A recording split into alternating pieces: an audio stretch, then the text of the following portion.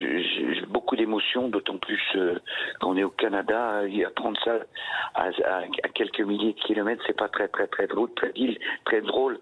On a perdu, pour faire bref, nous on a perdu un membre de notre famille, quoi. Morane, je la connais depuis qu'elle avait 14 ans, donc effectivement c'est plus que de l'amitié, c'est carrément familial, quoi. Alors vous connaissez très bien Morane. Comment est-ce qu'elle allait ces derniers temps?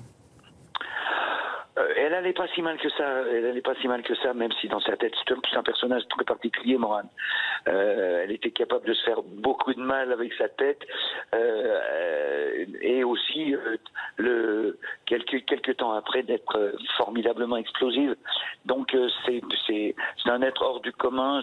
C'est une artiste fabuleuse, incroyable, quoi. Donc c'était tout ça, et c'était aussi, mais je veux pas voir autre chose. Moi, j'ai perdu ma petite sœur.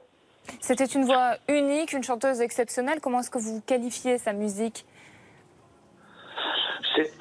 C'était particulier. Bon, il suffisait d'entendre sa voix et on avait les poils raides sur les bras. C'est-à-dire qu'elle avait cette espèce de don extraordinaire, parce que c'est un don, hein, une voix pareille, et elle en usait magnifiquement.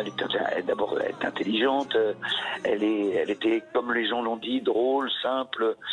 Et puis nous, on la connaît en vacances, elle vient 1 mois et demi par été à la maison.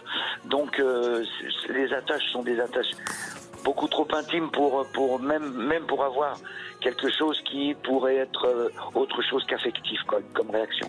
On se rappelle que vous aviez chanté notamment en duo Viva la Vida, c'était ensemble en 1996. C'était comment de travailler avec Morane et d'être sur scène aussi avec elle? C'était très facile de travailler avec Morane. D'ailleurs, quand vous travaillez avec des gens comme ça, qui sont capables de faire des choses incroyables et incroyablement belles et bonnes, tout est facile, tout est toujours facile, c'est normal.